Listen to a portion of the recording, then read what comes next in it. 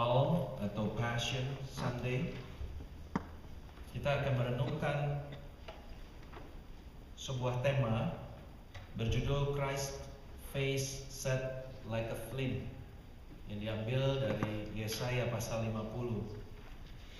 Ada dua teks yang akan kita baca nanti, yaitu dari Lukas pasal 9 ayat 51 dan Yesaya pasal 50 ayat 6 sampai 7. Tapi sebelumnya mari kita bersama-sama berdoa, memohon Tuhan memberikan pencerahan kepada kita. Bapa dalam surga, kami bersyukur untuk kesempatan yang indah kami boleh mendengarkan firman Tuhan. Kami mohon ya Tuhan, Roh Kudus berkarya di tengah-tengah kami, meyakinkan kami akan firman-Mu dan menegur kami, membawa kami kepada kebenaran firman-Mu. Kami mohon ya Tuhan, Engkau pakai hamba-Mu ini dengan segala keterbatasannya. Kiranya hanya salib Kristus, hanya kebenaran firman yang disampaikan bagi jemaat-Mu, dan jemaat-Mu boleh dikenyangkan oleh firman-Mu. Demi nama Yesus Kristus kami berdoa, amin. Saudara-saudara sekalian, mari membuka Alkitab yang diambil dari Lukas pasal 9 ayat 51. Teks yang pertama Lukas pasal 9. Kita perlu membaca kedua teks ini karena keduanya saling menjelaskan. Lukas pasal 9 adalah penggenapan dari Yesaya pasal 50, ya. Jadi kita akan lihat kedua-duanya. Lukas pasal 9 ayat 51, satu ayat saja. Mari kita membacanya bersama-sama. Lukas pasal 9 ayat 51. Sudah dapat? Mari buka suara saudara, kita baca bersama-sama. Ketika hampir genap waktunya, Yesus diangkat ke sorga. Ia mengarahkan pandangannya untuk pergi ke Yerusalem. Ia mengarahkan pandangannya untuk pergi ke Yerusalem. Mari kita baca teks berikutnya, yaitu Yesaya pasal 50 ayat 6 dan 7.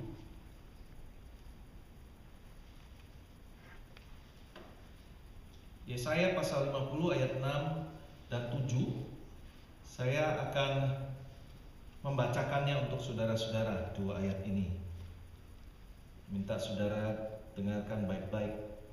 Aku memberi punggungku kepada orang-orang yang memukul aku, dan pipiku kepada orang-orang yang mencabut janggutku.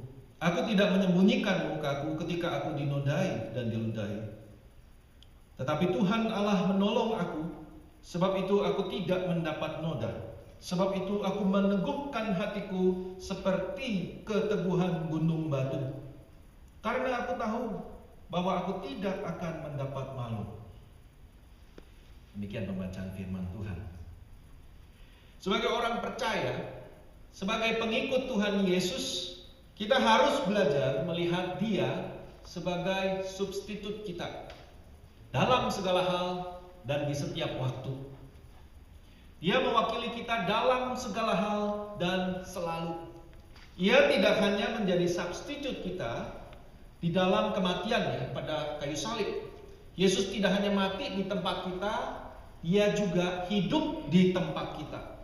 Darah Yesus adalah bagi kita, tetapi juga ketaatannya, tetapi juga kejujurannya, jerih payahnya, kesetiaannya, courage-nya bagi kita. Jadi all of Jesus for all of God's people, all the time.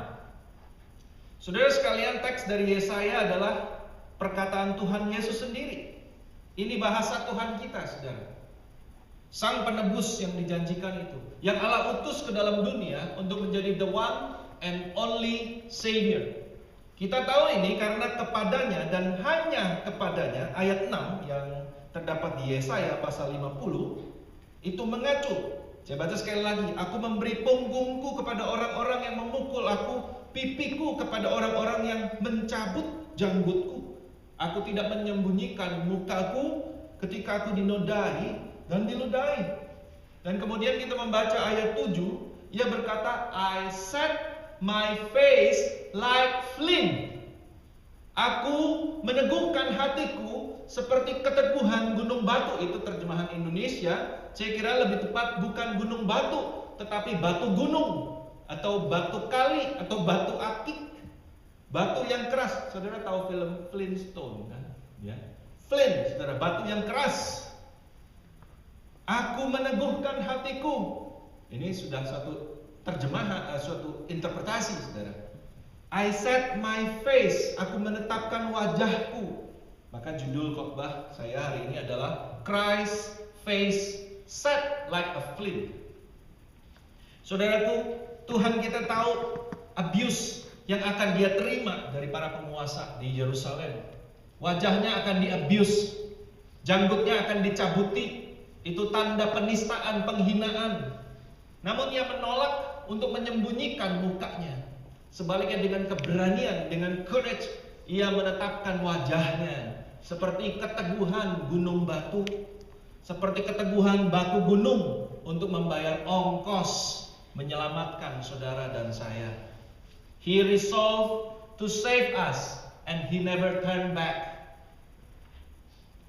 Saudara sekalian, ketika di dalam dunia Yesus, kita baca di dalam Injil, sadar akan panggilannya.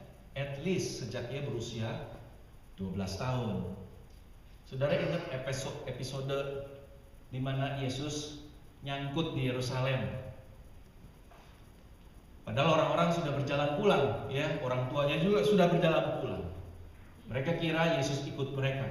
Tetapi enggak, Yesus masih nyangkut di Yerusalem, dia masih seru berdiskusi dengan ahli-ahli Torah di sinagog. Orang tuanya khawatir sekali. Dan mereka kembali ke Yerusalem, ke kota. Dan begitu finally ia diketemukan, ia berkata, "Don't you know that I must be about my father's business?" Ya, mengejutkan sekali. Tetapi Maria menyimpan itu dalam hatinya. Kesadaran yang unik ini, saudara-saudara, kemudian dikonfirmasi pada saat baptisannya. Ketika Allah berfirman dari surga dan Roh Kudus turun di dalam rupa burung merpati. Pada saat itu kita membaca Bapa, Putra, dan Roh Kudus hadir bersama-sama. Dan apa yang Bapa basically katakan adalah, siapa Yesus itu? Inilah Putra yang kukasihi, kepadanya lah aku berkenan. Bapa memberi konfirmasi tentang siapa dia. Anak Allah, Putra Allah. Nah, ini perikop yang relevan, saudara sekalian, karena segera setelah baptisan Yesus, dia dibawa ke wilderness to be tempted, untuk dicobai. Dan persis itulah poin dari pencobaan si iblis. Kata iblis, if you are the son of God, do this. If you're the son of God, do that. Ya, jadi temanya memang the son of God. It is clear, saudara sekalian, di dalam gospel bahwa Jesus is divine. Yesus itu ilahi, dan kita percaya itu, kita mengakui itu. Tapi kita tidak hanya mengaku percaya bahwa Jesus fully God. Ia juga fully man. Dia adalah a true man. Bahkan dia adalah the true man. Artinya, ia dapat merasakan, ia dapat sepenuhnya mengalami kengerian hari penyaliban itu, yang kita sebut sebagai the Good Friday, yang secara gradual mendekat. Dia tahu dari scripture apa yang akan menimpa dirinya. Dia membaca, dia mempelajari, dia merenungkan, dia identify dirinya dengan apa yang dikatakan dalam kitab suci. Dan dia tahu, saudara, apa yang akan menimpa dirinya. Namun ketika waktunya makin lama, makin dekat, tinggal 1 minggu, bukan masih 1 tahun lagi, tinggal 1 minggu, maka beban ia rasakan menjadi begitu berat, bahkan bertambah berat. Yesus merasakan kengerian itu, saudara-saudara, karena ia fully human. Saudara tentu tahu bagaimana rasanya jika saudara harus menjalani operasi, katakanlah operasi jantung, 1 bulan dari sekarang. Setiap hari beban yang saudara tanggung, yang saudara rasakan, itu sepertinya bertambah berat, right? Nah, Jesus bisa merasakan itu, saudara, again, karena ia fully human. Ada orang bertanya, kalau Jesus is divine, Yesus itu ilahi, God, ya, maka tidak mungkin dia berdosa. Tidak mungkin dia menderita.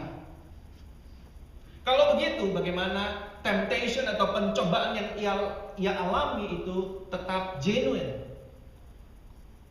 Dalam teks kita, saudara sekalian, dalam Yesaya 50 ayat 7 kita membaca tadi, "Therefore have I set my face like flint, and I know I will not be put to shame." Aku tidak akan dipermalukan. Saudara, ini adalah deklarasi yang dibuat 700 tahun sebelum Yesus datang mengenai the passion of the Christ, bahwa ia tidak akan dipermalukan. Dia percaya itu dan dia tidak akan dipermalukan. Yesaya pasal 53, ya, pasal berikutnya, di ayat 11 kita membaca, sesudah kesusahan jiwanya dia akan melihat terang dan menjadi puas, menjadi satisfied. Kita tahu, saudara, bahwa Yesus tidak akan gagal. Allah juga tahu bahwa putra satu-satunya tidak akan gagal. So, bagaimana ini pengalaman manusiawi yang sejati? Jawabnya adalah Yesus tidak gagal karena firman Allah tidak mungkin gagal. Sebagai analogi, apakah tulang Yesus ketika dia menjadi manusia, apakah tulang Yesus itu breakable atau tidak menurut saudara? Apa dia unbreakable seperti filmnya tahun 2000 itu oleh, ada yang tahu filmnya Unbreakable? Ya udah, forget it. Breakable, saudara, apakah Yesus itu breakable atau unbreakable? Saya kira tentu saja tulangnya itu breakable, karena tulangnya itu sama dengan tulang kita, saudara. Ya, kandungannya itu sama dengan tulang kita. Jikalau saudara pelintir pakai cara jujitsu, pasti kesleo dia, atau bahkan bisa patah, saudara. Kalau dia hidup agak lama, mungkin bisa kena osteoporosis. Dalam arti tersebut, tulang Yesus breakable. Tetapi karena firman Tuhan berkata, tidak satu pun tulang Yesus akan patah, dan firman Tuhan itu tidak mungkin gagal, maka tulang Yesus tidak mungkin patah, saudara. Dia akan melalui segala penganiayaan tanpa satu pun tulangnya patah. Tapi itu tidak berarti bahwa tulang Yesus terbuat dari baja. Dia bukan Superman. Nature yang dengannya ia merasakan kesengsaraan adalah nature yang sama dengan yang saudara dan saya miliki. He is fully human. Oke, sampai di sini saudara, Jesus adalah fully God, fully human, fully divine, fully human. Sekarang bagaimana kita apply kebenaran ini, kebenaran about Jesus, the Son of God and the Son of Man, di dalam hidup kita? Kristus adalah segala-galanya bagi kita. Ini kebenaran yang sangat penting. Kristus adalah segala-galanya. Seluruh hidupnya ia hidupi sebagai a public person. Dia adalah the last and final Adam. Ketika kita membaca Adam di kitab Kejadian atau di New Testament, Adam berarti mankind. Ya betul, dia person juga. Tetapi mau dikatakan di dalam, khususnya di Perjanjian Baru, Adam di sini adalah mankind. Bukan hanya individual, tetapi juga mankind. Dia mewakili manusia. Ketika Allah berbicara kepada Adam, ia berbicara kepada seluruh human race. Nah, karena Jesus adalah the second Adam, the last and final Adam, maka Jesus juga adalah seluruh human race yang baru. He is a new human race. Jesus bukan hanya individual, tetapi juga the new Adam. Segala sesuatu yang dia lakukan adalah bagi kita dan kepada kita.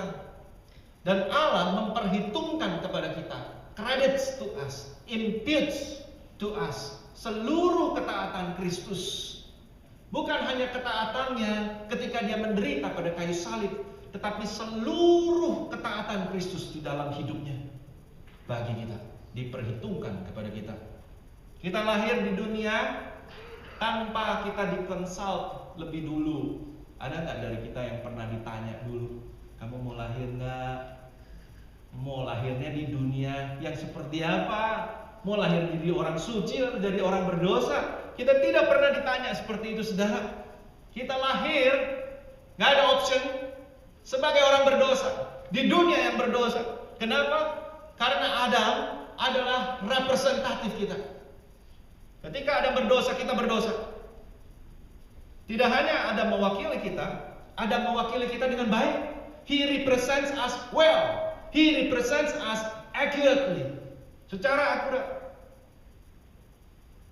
Begitu juga dengan Kristus, saudara sekalian.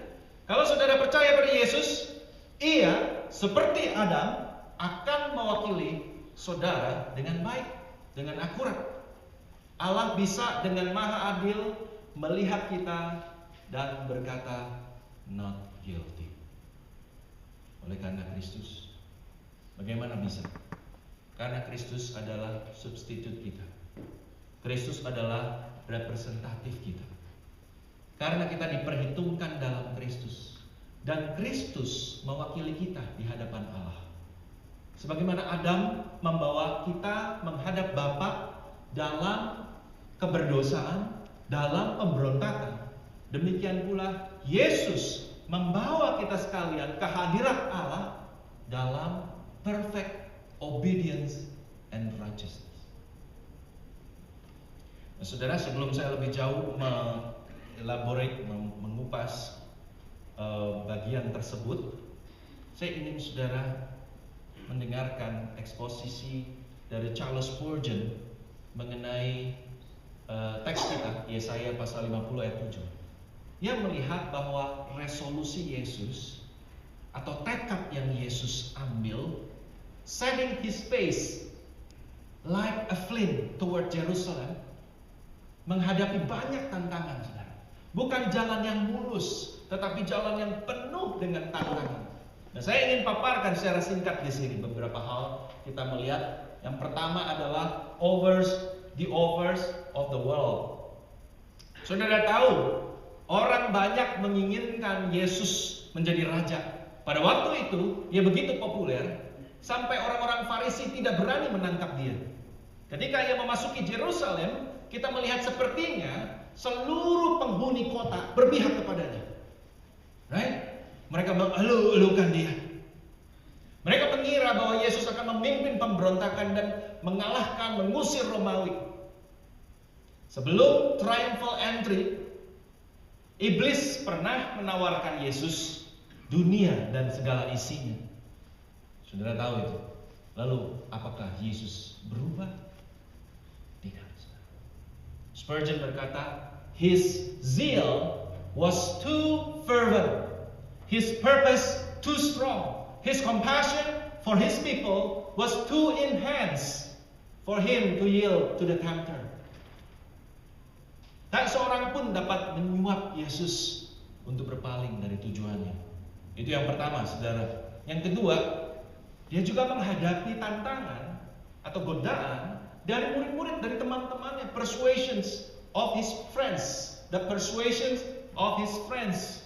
Ketika ia memberitahu murid-muridnya bahwa ia akan menyerahkan dirinya, dianiaya dan disalibkan, Petrus segera menarik dia ke pinggir, saudara. Lalu menegur Yesus dengan keras. Dan bukan hanya Petrus sebenarnya, tetapi semua sahabatnya, murid-murid yang lain juga membujuk dia, saudara, untuk mengambil jalan lain, jalan yang lebih mudah daripada Via Dolorosa. Tetapi apa jawab Yesus kepada Petrus, saudara?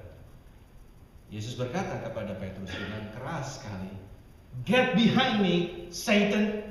You are a hindrance to me, for you are not setting your mind on the things of God, but on the things of man." Matius 16 ayat 23. Tuhan kita menolak segala persuasion, segala bujukan. Yang ketiga, yaitu the unworthiness of those he came to help.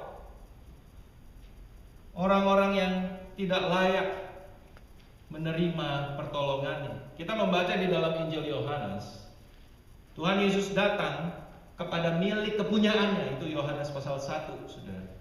Dia datang kepada milik kepunyaannya, tetapi bagaimana respon orang-orang kepunyaannya itu? Mereka tidak menerimanya. Mereka menolaknya. Saudara lihat murid-muridnya. Murid-murid Tuhan, 12 murid Tuhan. Judas mengkhianati dia. Petrus menyangkal dia. Bagaimana dengan yang lain? Yang lain kabur, meninggalkan dia sendiri. Nggak ada satupun yang beres, saudara. Dan lebih parah daripada tidak menerima Yesus, orang-orang kepunyaannya itu bahkan menginginkan dia mati. Orang-orang kepunyaannya ingin menyalibkan dia. Pertanyaannya, pantaskah orang-orang ini menerima sacrifice dari Tuhan kita? Tidak. Sama sekali tidak. Tapi Yesus menetapkan wajahnya seperti keteguhan batu gunung. Dia akan pergi menjawab panggilan Bapa, menyelamatkan kita. Yang keempat, the bitterness which he tasted at his entrance upon his great work as our substitutionary sacrifice. Nah, ini sesungguhnya refer kepada peristiwa Getsemani. Pada waktu itu Yesus mencicipi nyerinya, mencicipi ngerinya salib, saudara. Dia belum alami, tetapi dia sudah bisa merasakan, mencicipinya. Saudaraku, dia bisa saja give up pada waktu itu, tapi dia tidak melakukannya. Dan Charles Spurgeon again berkata, hati Yesus itu sebenarnya tender, lembut. Bayangkan dia meratapi kota Yerusalem, hatinya begitu lembut ketika berada di samping Marta Maria, mengetahui bahwa Lazarus telah mati. Dia pun bisa weep, dia menangis bersama dengan mereka. Hati Yesus itu tender. Tetapi Charles Spurgeon melanjutkan, wajahnya itu, mukanya itu keras like a flint. Maksudnya tentu bukan kulitnya tebal, saudara, bukan, keras mukanya. Maksudnya adalah tekadnya itu. Kalau dia sudah bulat tekad, dia akan melakukannya, apapun juga akan dia hadapi.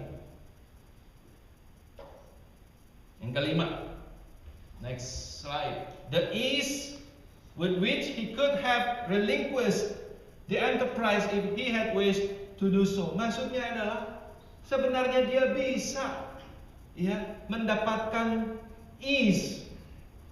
Dia bahkan bisa terlepas, dia bisa dibebaskan, saudara, di hadapan Pilatus. Pilatus tanya-tanya dia terus kan, investigasi dia. Yesus kan diam-diam aja, saudara. Seandainya saja dia menjawab, dia memberi penjelasan, masakah dia tidak bisa membuat penjelasan yang convincing, yang sampai bisa membuat malah Pilatus harus menghukum mereka yang ingin Yesus disalibkan? Masa tidak bisa? Dia tidak melakukannya, saudara. Kalaupun dia bisa, right? Dia pasif. Dia memilih untuk pasif. Yang keenam, the taunts of those who scoffed at him, yaitu orang-orang yang mengejek, mencemooh, mockery, menghina dia ketika dia di kayu salib. Dia punya power untuk akhirnya mengatakan, aku tidak mau meneruskannya sampai mati. Bisa saja, tapi dia meneruskan. Dia membiarkan dirinya dihina dan diejek. Dan yang terakhir, ketujuh, the full stress of the death agony, hingga dia menjerit kepada Bapaknya, my God, why have you forsaken me? Suatu penderitaan yang tidak dapat kita bayangkan, hanya dialami oleh anak Allah sendiri. Saudara, semua ini memberikan kita ide atau gambaran bagaimana resolusi Tuhan, tekad Tuhan untuk menjangkau dan menyelamatkan saudara dan saya telah melalui ujian, tes yang sangat-sangat berat, dan ia menang, saudara. Dia menang. Dan saya berharap dengan memaparkan ini, hati saudara boleh menjadi tergugah, hati saudara boleh menjadi membara untuk mengasihi penebus kita secara lebih dalam lagi, mencintai dia, apa yang dia telah lakukan bagi saudara dan saya. Nah, sekarang mari kita lanjutkan, saudara sekalian. Kita mau fokus pada ketaatan Yesus. Para teologian membedakan Jesus passive obedience and from his active obedience. Yang ketaatan yang pasif dan ketaatan yang aktif. Nah, perlu saudara garis bawahi, membedakan tidak berarti memisahkan, karena keduanya tidak dapat dipisahkan. Passive obedience berkait dengan kata passion. Pasif berkait dengan kata passion atau sengsara. Berarti his suffering on the cross. Itu passive obedience-nya, yaitu penderitaannya pada kayu salib. Active obedience adalah his entire life of faithfulness to God. Seluruh hidupnya, dari sejak dia lahir sampai dia mati, dia faithful to the Lord, to God. Ketika ketaatan Kristus diperhitungkan kepada umat Allah, ketaatan Kristus semuanya itu diperhitungkan kepada mereka, kepada umat Allah, tanpa satu pun tertinggal. Artinya, ketaatan pasif dan ketaatan aktifnya semuanya itu diperhitungkan kepada kita. Tidak ada Jesus yang tertinggal, saudara. Semua yang ia lakukan, yang ia katakan, all of it belongs to us. Semuanya, saudara. All of it is yours. Ingat saudara sekalian, ketika Yesus datang kepada Yohanes untuk dibaptis, right? Yohanes mencegah dia. Akulah yang perlu dibaptis olehmu, bukan sebaliknya. Dan Yohanes itu benar, saudara. Mestinya memang Yohanes yang dibaptis, bukan Yohanes yang membaptis. Dan saudara tahu, baptisan Yohanes itu baptisan apa? Baptisan yang dia layani itu baptisan apa? Baptisan pertobatan, right? Mengapa Yesus perlu menerima baptisan pertobatan? Dia tidak punya dosa, dia tidak perlu bertobat. Kenapa Yesus menerima baptisan tersebut? C.S. Lewis di dalam bukunya Mere Christianity menjawab, because we need someone to repent for us. Kita perlu orang yang bisa bertobat bagi kita. Kita ini orang berdosa, saudara. Ketika kita bertobat, kita tidak bertobat dengan sempurna. Karena itu kita perlu bertobat.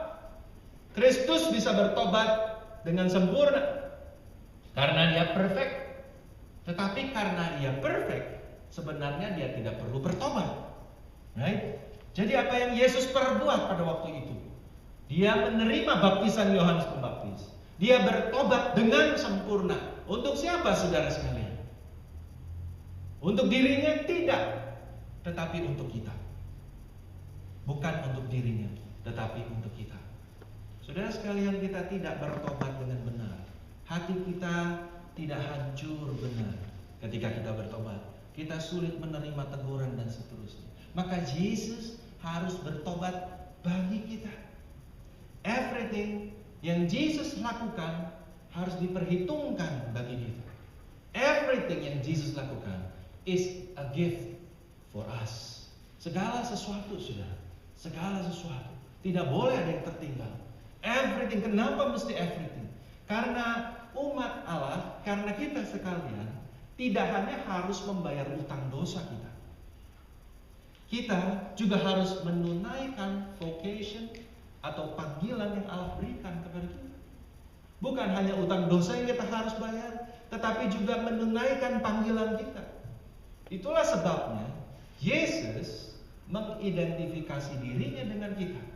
Mulai sejak awal, yaitu sejak baptisannya, dia sudah identify dirinya dengan kita, dengan umat Tuhan.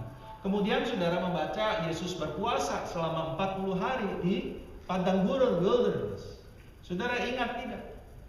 Israel juga dibaptis in the cloud and in the sea. Saudara baca di 1 Korintus pasal 10 yang sesungguhnya refer kepada kejadian Keluaran pasal 14, yaitu ketika bangsa Israel dipimpin Musa ya oleh Tuhan, sebetulnya lewat Musa melewati laut Teberau.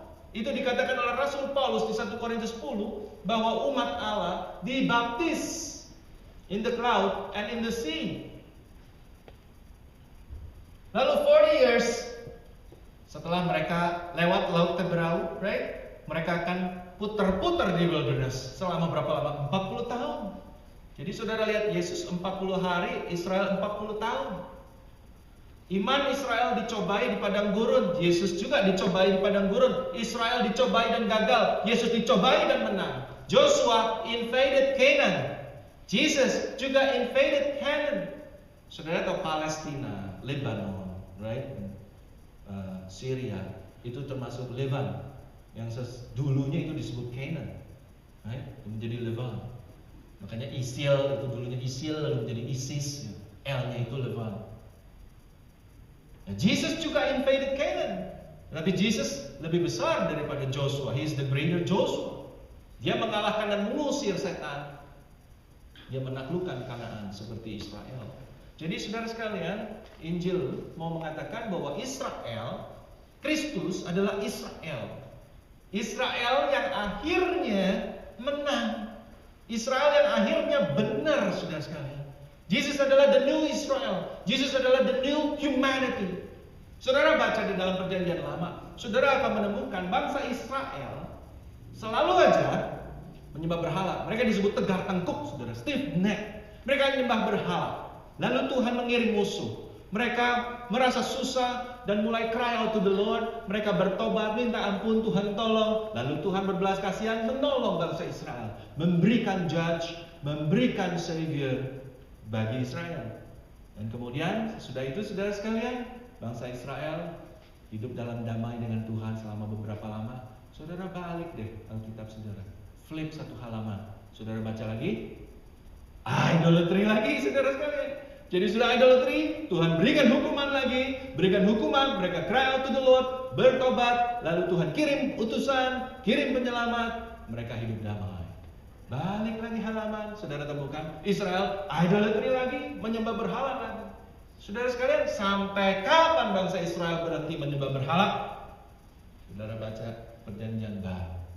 Ketika saudara membaca Perjanjian Baru, saudara menemukan dalam Injil, finally, akhirnya ada orang yang sempurna. Akhirnya ada Israel yang doing it right.